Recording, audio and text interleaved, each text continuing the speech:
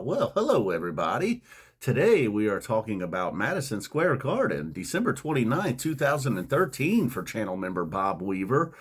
Now, 2013, while it had, I would assume probably, well, I haven't heard much of, well, maybe I shouldn't say that at all because 11, 12, and 13, as every time I talk about a show from these years, I feel like I need to put the disclaimer out there that I was really not a big fan during this year's, and I was certainly not following on a show-by-show basis, but not knowing a ton about 11 through 13, I would say this has to be one of the best shows from that time frame. And it was both first and second set, really. And if you look at the set list, it's surprising that this was 11 years ago. Maybe the line, I guess, would be something that would give it away as not a current set list. They don't really play Sparkle anymore. Golgi there late in the second set. But other than that, you could have confused me and said that this was 2023. I would have wondered where a few songs were. But other than that, looks like a pretty modern set list, really. So that caught me off guard. I guess I would have expected 11 years ago the set list to be much, much different.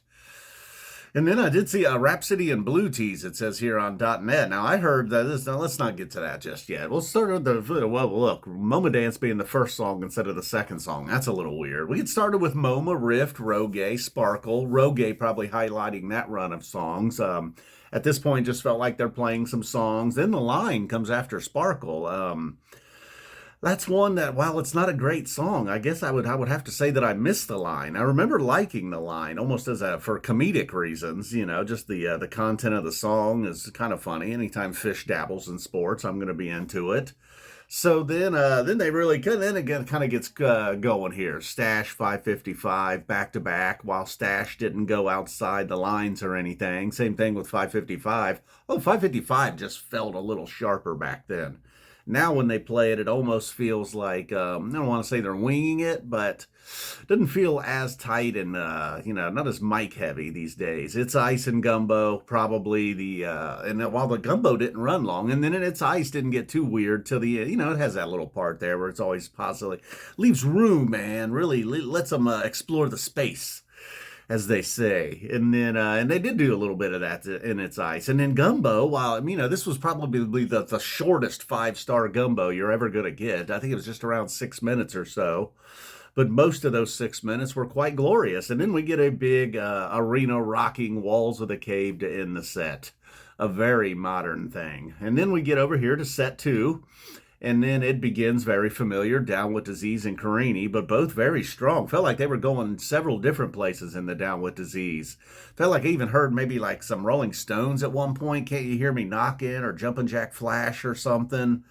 And then, it was more of like a chill spacey jam. It didn't have this big giant peak that blew the roof off. I believe we went back to a proper ending in Down with Disease, which is somewhat rare. And then in the Carini, it was Mike's Carini. There was a point where him and Fishman got together. I was out there picking up walnuts with my headphones on. Had to stop and pause for a moment. I thought the bass was going to drop more walnuts out of the trees. Very rapid fire, too, not necessarily dropping bombs. A little bit of a machine gun mic, if that's even possible. Then Waves and Twist, a solid back-to-back. Waves had, that's a song that I've really gotten into, but it just stayed very standard Waves, and that pretty much ended the set there with Waves and Twist. Golgi and Bogey, Golgi and Bogey. Bogey is a new song that a lot of you are probably not familiar with. It replaced David Bowie in the set list. So they were both just okay, and then the Possum Encore, getting some more arena rock in there. Somehow Possum became arena rock. I don't even know if arena rock was a thing when Possum was written, but they evolved. They can fit, they know what to do. They can customize. All right, boom, Bob Weaver. Thank you for making the suggestion. 2013, a year that I haven't heard a ton of, like I mentioned, and like I said, this had to be one of the best shows of the year, I would assume. All right, guys. The hell's she talking to?